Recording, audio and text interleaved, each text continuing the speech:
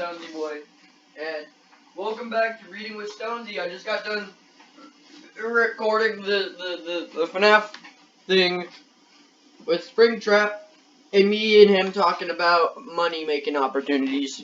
He declined, sadly enough, but I'll get to him again at night 4. I'll talk to him about it. Anyway, let's get to this. I actually need a drink, because I just got done eating a really salty food. Now here's a good sandwich recipe for you. Get your notebook. Unless you hate Spam. A lot of people hate Spam for some reason, but it's fine. So what you do is, you turn on your, this is what I do at least, you turn on your grill, or whatever you're doing, your pan, like the pan and then the oven burner to maximum, okay? And then you put the freaking Spam slice on it. You can buy those specifically, or just cut up Spam and then put it on the grill. While that's cooking up for about 2 to 3 minutes, you walk over and then grab a plate, 2 pieces of bread, some sliced cheese. I mean, any type of cheese works, but it's really hard to melt thick cheese. But sliced cheese is preferred, and some mayonnaise. You get the 2 pieces of bread and put mayonnaise on one of them and a cheese slice on the other. Once you're done doing that, flip the freaking thing. Flip the Spam, because on one side should be perfectly cooked by this point. Then you flip it to where on the side that's not cooked. Let it settle for about 3 minutes. At least that's what I say. I don't do time. I just know by heart, I guess you could say. I would say 3 minutes. Chuck that baby on the slice that has the mayonnaise, and then pick up the cheese, put it perfectly over the Spam, and then put the bread on top. Cut it in half, let it sit for like a minute. I mean, like 30 seconds, so it'll not cool down necessarily, but so the cheese will melt properly. But the cheese will melt properly anyway, but like it'll taste a lot better each bite. What I personally do is add pickle to it. Not like a pickle in the sandwich, but on the side. Man, you got yourself a lunch. I just had that, and woo, that was good. It's actually really good. We left off with our friend Edith or something like that. Eden. I remember the little girl Hyrule or Haley or something like that with HY something. Anyway, pressing his head against the door for the closer listen, he looked up and down the hallway. Why can't I read this? Because my light's not on. Oh, now everything's bright and I hate it, but I'll read anyway. Looked up and down the hallway to make sure no one was coming before he ducked into the room with the strange sound. The light switch was deep inside the room to his right, and he had to walk several steps in the dark, groping the wall until he finally found it, the door having closed with a heavy thunk just after he stepped inside. When the room was finally lit, he saw it was something of the storage room, only far more cluttered with what appeared to be abandoned toys, arcade games, and machinery. Then the extra stocks of napkins and paper cups that he was expecting. The back wall was lined with long dormant arcade games. Alec could remember them being popular 10 years ago or so. 10 or so years ago. Folded cafeteria style tables were stacked in rows against the side wall, were attached circular seats, giving the arrangement a look like dominoes. The wall closest to him consisted rows of wire racks, each holding various broken or dated toys that might once have been part of a prize counter display. Now, the cluttered shelves of sad, ownerless toys looked less like prizes and more like stuff that goes missing under kids' beds. He slumped into one of the seats of the cafeteria table and fallen from its place against the wall. His nose was still running from the meltdown in the hallway, and then he lifted his hand and dragged it across his face, felt the tickle of a plush and remembered he was still holding the fox. His torn arm dangled by a few stubborn threads, otherwise the toy was shiny new, just as it had been promised the kid lucky enough to win the stupid coupon. "You weren't even supposed to be here," he said to the fox, but he couldn't muster the rage to give the words any bite. He was all angered out. In fact, he could hardly feel anything but the shame of having failed so miserably to show his sister up. Her words rang in his ears. "I wanted you to stop hating me so much." This could be it. This couldn't be it. This couldn't be what his sister had wanted this whole time. To win a toy he'd never gotten because good kids earn 10,000 ticket prizes, but bad kids got followed around by a bear for a friend. Alec held his hand and his head in his hands, hoping his mind would still. But memories of his sister came rushing back, crashing through his skull like ping-ponging off the insides of his brain like a dated arcade machine. The pictures she would draw for him and randomly slip under the crack of the bathroom door. The dumb jokes he'd make that only she would laugh at. The last piece of pumpkin pie she would never eat at Thanksgiving because she knew it was his favorite. There were all the moments over the past week, times that he thought she'd been one-upping him, trying to undo his cunning. Times when he thought he caught her looking at him, but couldn't figure out what she was thinking. She just assumed she was scheming. He just assumed she was scheming. But what if she was just looking? What if she just waiting for him to look back at her?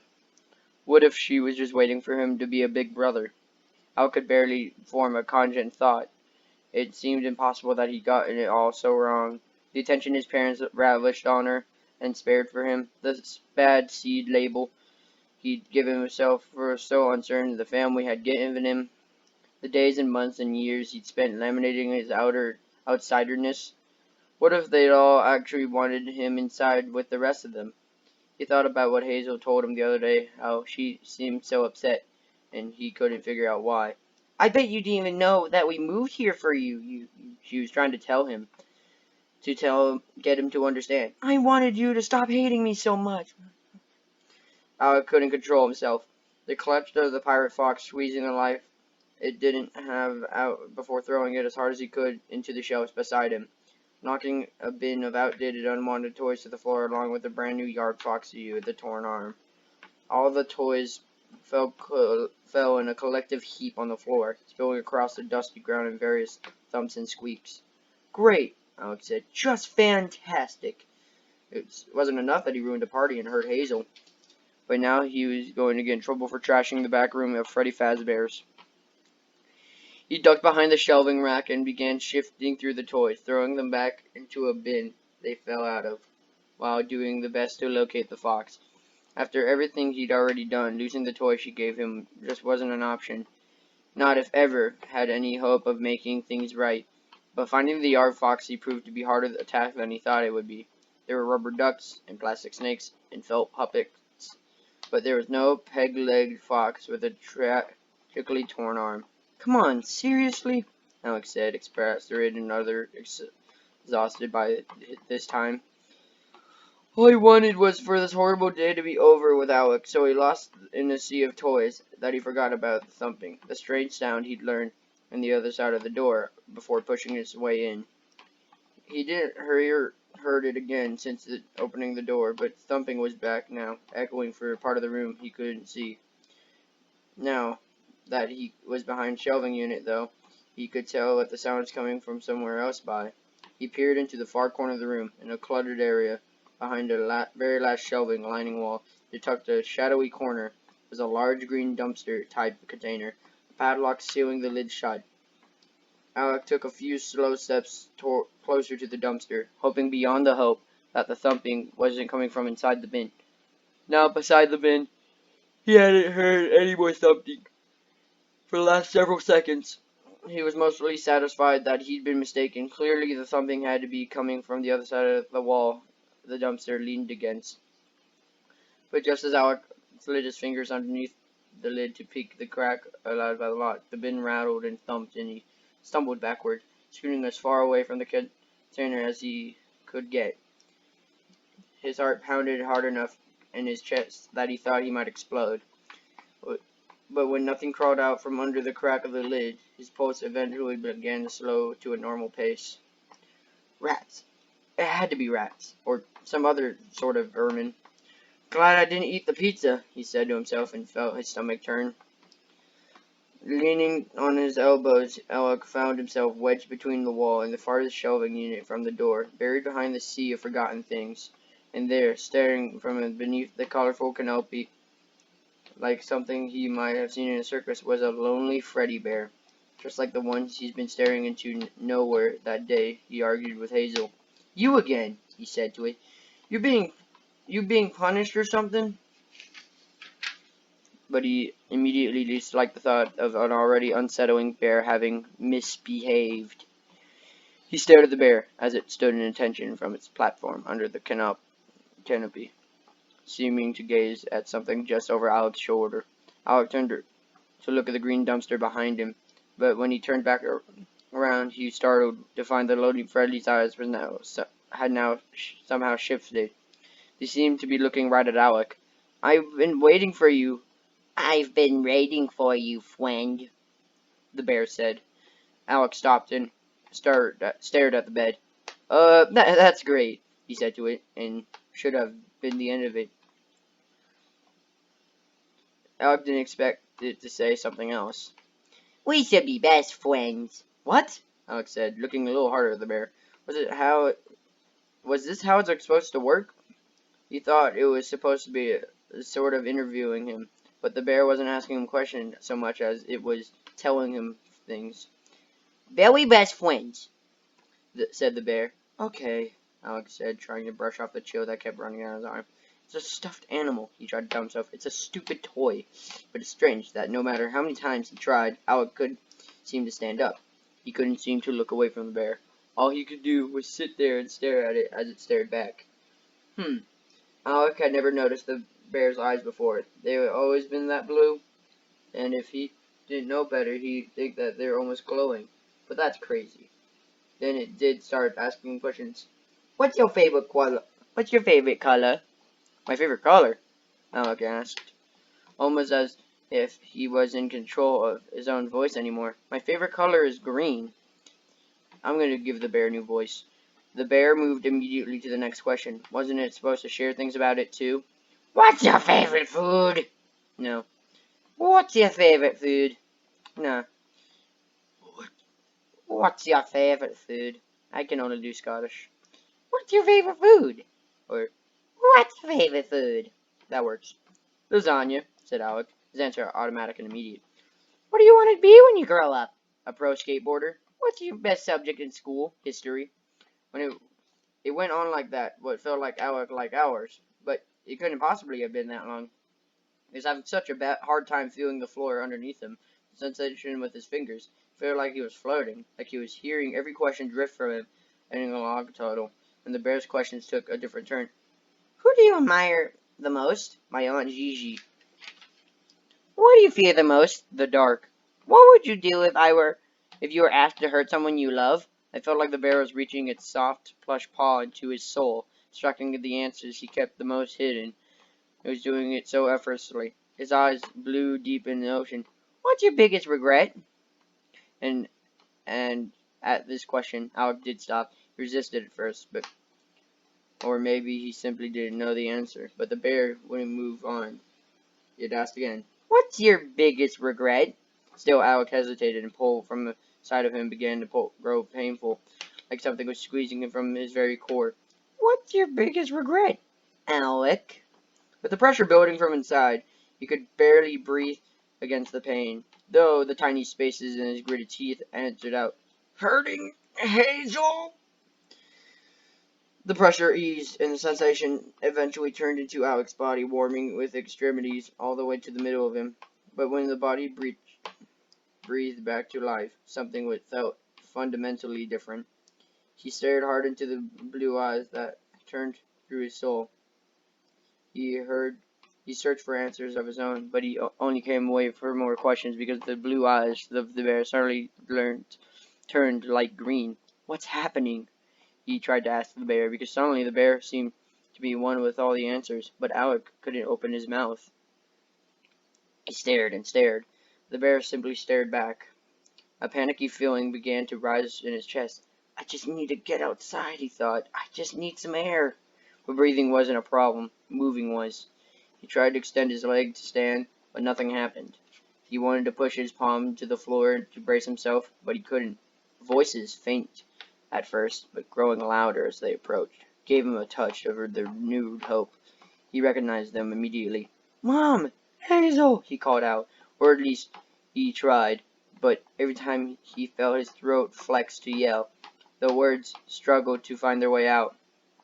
Don't worry, sweetie, we'll find it, he could hear his mom say. The thumping from the giant bin behind him kicked up again, and he wanted so badly to move away from it, but nothing was working. Every muscle suddenly felt crystallized.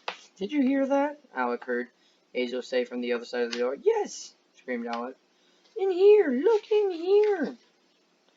He could hear the door open from the other side of the room, but he couldn't see around the shelving unit. All he could see was the bear, whose newly green eyes bored through him. I don't think we're supposed to be in here, Alec's mom said, and he thought he'd never been more relieved to hear her voice. Mom, look, said Hazel. For a second, Alec's heart leapt. They spotted him. He couldn't see them, but maybe they saw him. What if I'm having some sort of seizure, he thought. No matter, though, his mom and sister were here to help now. Except, why weren't they talking to him? Why didn't they come around the side of the shelving room? Aw, see? His mom said. I told you we'd find it, but you haven't found me, Alec tried to desperately to scream. I'm right here, I'm right here. The thumping from the bin had gone silent the moment the door opened. But why now? Why couldn't the noise pick up again now? He just threw it in here? Alec said. The pain in her voice was enough to make Alec feel the smallest, most disgusting cockroach. Hazel, her mom said, her voice so gentle. He loves you. He loves you. I know he does. In his own way. He really does love you. Just like we love him. Alec's throat tightened to a knot, and this was finally the moment he could tell them how sorry he was, how wrong he was, and how much he'd missed out on wanting so badly to believe he was on the outside. Now all he felt was somehow trapped inside. Come on, sweets. The party was going to wrap up soon. Let's go polish off the cake, shall we? Hang on, Hazel said. Please see me. Alec silently pleaded. See me. Oh, don't worry about the arm, hon. I can fix that when we get home, said their mom. When he heard the worst sound, he heard Hazel choke and on a sob. Oh, honey, their mom said. He hates me, said Hazel. He doesn't hate you. He's never hated you. What was the thing, though? Alec had hated her. It was the worst, most awful confession he ever made. But he didn't have to, because his sister had known all along. What she didn't know, what he couldn't have told her, what he had was didn't hate her anymore. If he was telling his own deepest, darkest secret, he would have told her that he hated himself far more than he could have ever hated her. And he liked himself for the past week. He liked himself more for the past week than he had since the day she was born. It was because he spent it plotting with her. Come on, their mom said. He could practically hear her squeezing Hazel's shoulder. This'll blow over. These things always do. Let's not let it ruin your birthday. No, no, Alec tried to scream. Don't leave me. I can't move. But it was no use. No matter how loud the voice was in his head, he couldn't push the sound out of his throat. Panic was rising to the base of his skull, and he was beginning to wonder what would happen if nobody came back here looking for him.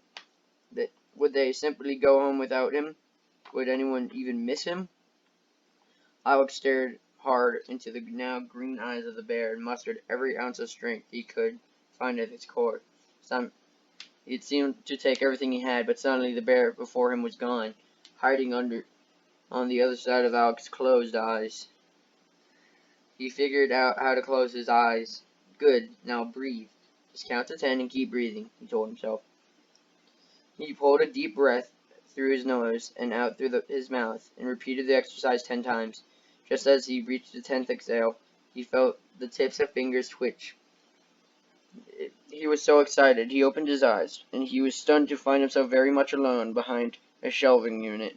The bear was gone, his custom platform empty. Where? But he didn't have time to think about that now. He had just regained the tiniest bit of movement in his fingertips. He wasn't about to stop there. He closed his eyes once again, repeated the breathing, hoping it would do the trick again. Sure enough, he reached the 10. He found great relief that he was able to wiggle his big toe. He repeated the exercise over and over, reteaching his body how to move, and pretty soon he can bend his knees and his elbows and turn his head.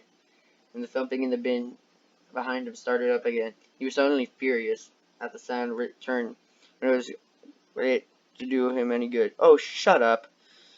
Unfortunately, even though his limbs had begun to cooperate, his voice still hadn't returned, nor had his ability to even open his mouth.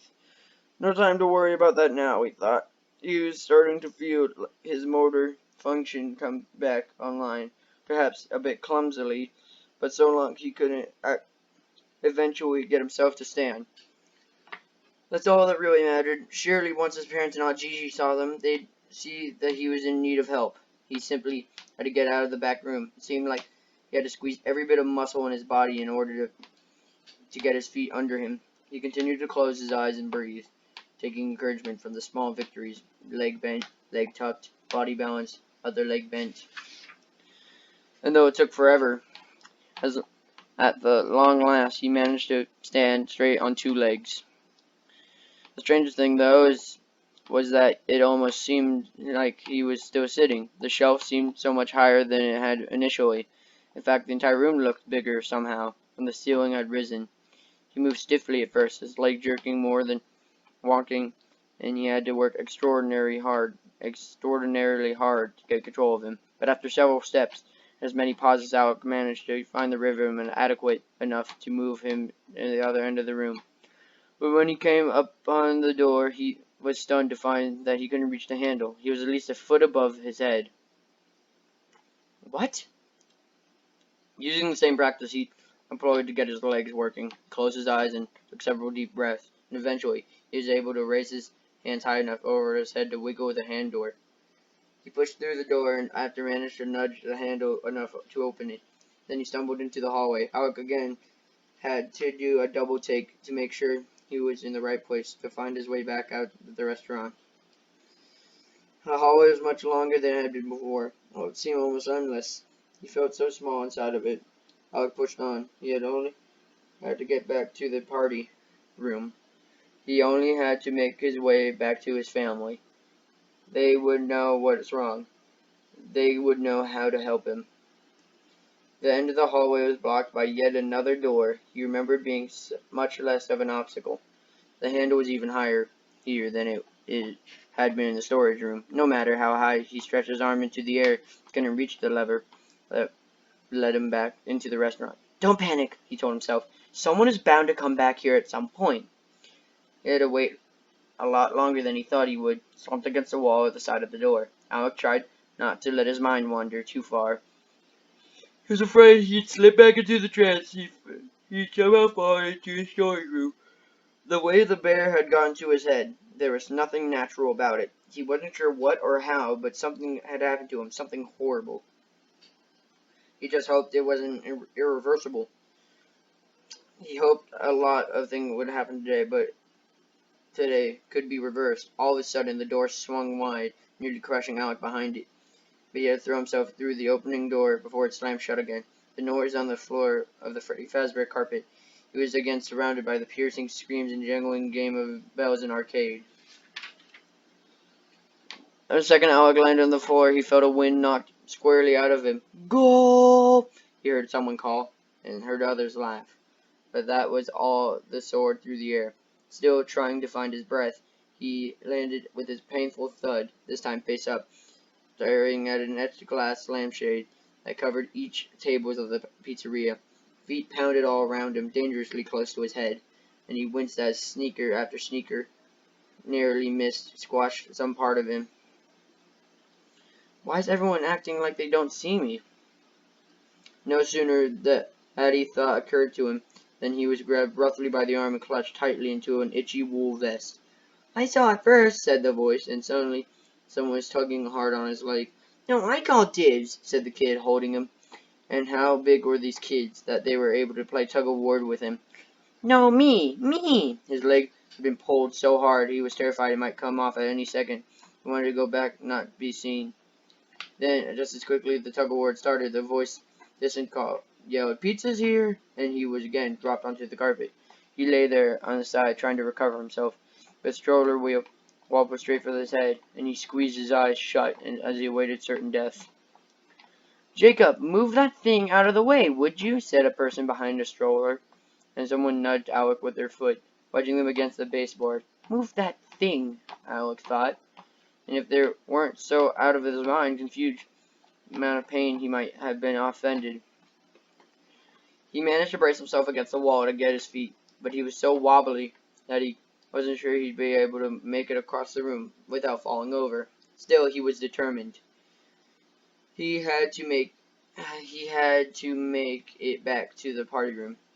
He just had to take it back to a family. Surely they'd be looking for him by now, wouldn't they? Alec wobbled and weaved across the eatery, dodging stomping feet and spilled colas, getting sprinkled with parsimony and crushed peppers with the tableside shakers. After several near-death experiences, Alec found his way to the other side of the carnivorous room, and amid the throngs of the kids and families. As he rounded the corner, he spied the enormous cylindrical tube that made up the wind tunnel, now torment awaiting the next birthday kid once Hazel's party was over. Then there was his family, his mom in her dark jeans and his dad with his comfy squirrely slacks and his flannel shirt. Aunt Gigi with her hair pulled back in a headband. And there was Hazel, her blonde ringlets hanging in front of her, but still obscuring the smile that couldn't help but lighten the room. Her friends were leaning back in their chairs, rubbing their full bellies and rifling through goodie bags as they waited for their parents to pick them up. They all looked so happy. Hazel especially beamed. It was like someone had switched the light on inside of her again. She was all at once relieved of the burden Alec replaced by being himself. Except not the self he wanted to be. Not anymore. He wanted to be the reason she would smile like that more often. He was ready, but when Alec saw it, in fact, he was the reason she was beaming. There, sitting across the table from his sister and their parents, was Alec. It was some rumpled t-shirt he'd thrown on in the morning before the party. Same ripped jeans, the same utterly golden curls that provided the counterbalance to Hazel's perfect ringlets, and the light green eyes, his slightly crooked teeth, and his lanky limbs. He was smiling right back at Hazel. Hey, Alec said, the voice in his head quiet at first, quickly screaming, Hey, that's not me, that's not me, that's not me. But anyone looking at the kid across from the Hazel begged to differ. In every way, this person was most certainly him. Thus, questioning it might point to the fact that he wasn't sulking like the Alec they knew. He wasn't glowering at his sister the way he was known to do more often than not. But he had seemed to be making an effort all week to turn over a new leaf, hadn't he? His parents had been trying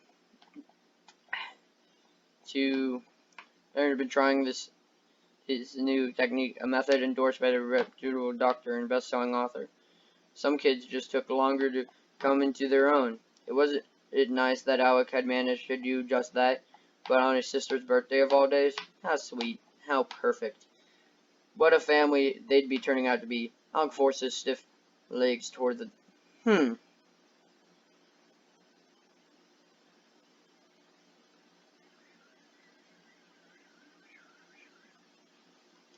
Weird. Whatever. What a family they were turning out to be. Alec forced his stiff legs forward and tumbled into the party room, but he could barely see above the table when he got inside. He thought maybe he could try climbing in one of the table legs, but it was too slick. He moved from kid to kid, crowding around the table, doing whatever he could to attract the attention of just one of them. He had to get on top of the table. He had to look into his mom's eyes. She'd had to recognize it, wouldn't she? Of course she would. Look down, please, somebody just look down, his mind screamed. But just as before, his throat refused to release his pleas. It's a bad dream. Has to be some crazy elaborate nightmare. But it didn't feel like a nightmare. In fact, nothing had ever felt more real in his entire 15 years. He spied the girl called Charlotte, sitting curled up in a chair in the corner, clutching her stomach. But she was the only kid not talking to someone else. She was the best chance at attracting attention. But as he waved his arms trying to flag her interest, she turned suddenly and spewed all over his head. Warm vomit dripping into his eyes and running down his face. Oh no, Charlotte, honey, is your stomach still bothering you?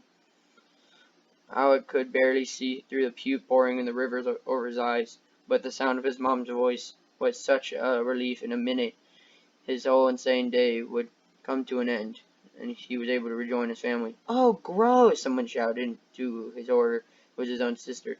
He puked on one of the bears. Wait, what? Hold on. I'll get one of the staff to come clean it up, their dad said.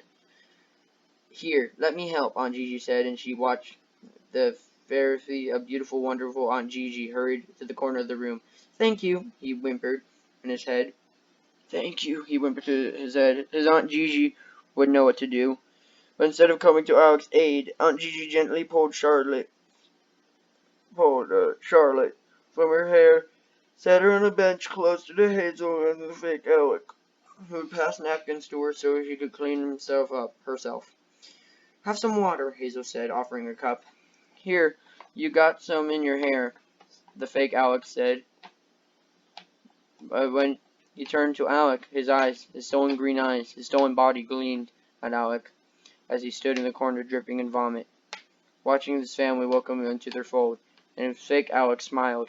Yes, just over there. Sorry, I think we ruined one of your bears, Alec heard his dad say from outside the room. And then, just then, a Freddy's employee arrived to mop up the bucket. Not a problem, sir. We'll take care of the mess. You just go back to enjoying your party. And with that, Alec was tossed into a bucket and rolled away, his vision still absurd, but not too much that he didn't see the fake Alec wink at him at the table before returning the attention to the smiling, laughing Hazel with her smiling, happy family. In the bucket, Alec was quickly rolled to the back of the pizzeria once again. The doors he worked so hard to move thrust open and shut with ease by an employee. He made a quick stop to the men's room, where he shoved the wheeled bucket and mop to a corner and wrung out the rag in the maintenance sink before slopping it over to the side of the bucket, reflecting the mirror beside them with large droplets of water. Alec turned slowly to the mirror, and he only then realized he was parked beside.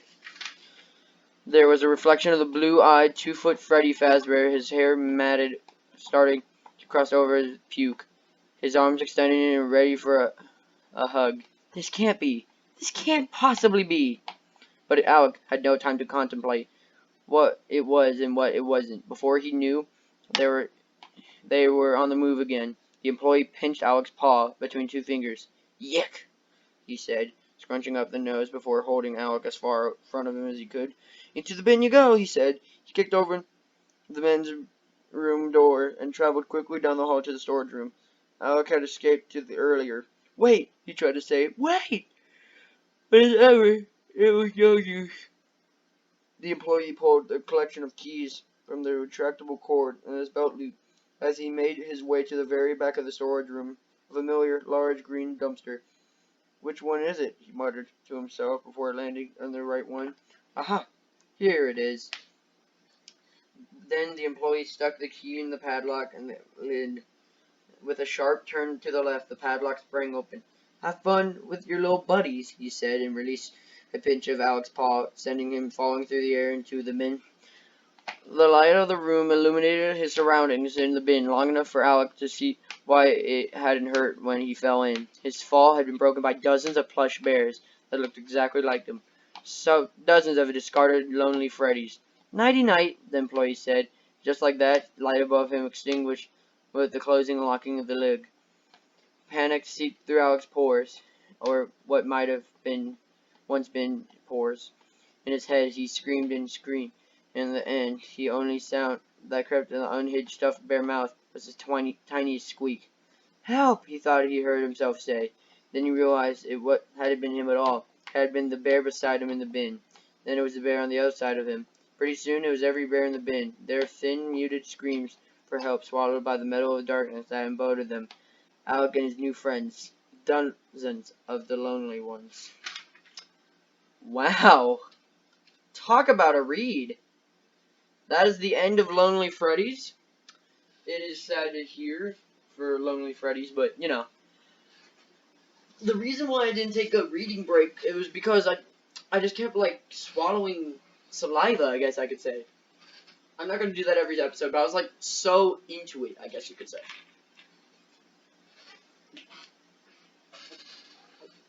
It's good to have a drink on me. Now my throat's clearing up. Okay. So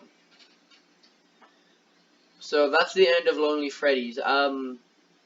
Weird way to get possessed into a FNAF Fazbear toy. Huh. I really don't got a theory for this episode. This one kind of did itself, huh? Aside from that, I hope you guys have a super fantastic, wonderful day. Tomorrow is going to be a FNAF video, and then I'll be gone for the weekend. And then, you know how it is. Weekdays until Saturday. Sunday I'm recording. And then, it's basically regular schedule. I hope you guys have a super fantastic, wonderful day. Be polite, be efficient. I hope you guys know reading is not a burden. It genuinely isn't. And next we are reading 5. We're going to have 5 episodes on it, which technically by the end of this month we won't have. But throughout the years of Stonesy Boy, we will be reading these books. For example, I already have this written down, 1:35 a.m. for this one. So, this book will be done by the week after this week. Well, considering this video will go up on Friday. But this book will be done, let's see, that's 5 episodes. This would be, so that'd be 1, 2, 3 for next week. And then 1, 2. So, the week after next week will be when this book is done. Or I'll do an entire week of reading, I don't know. I hope you guys have a super fantastic, wonderful day. Be polite, be efficient. Don't die to coronavirus. Skibby beep buddy bop swamp.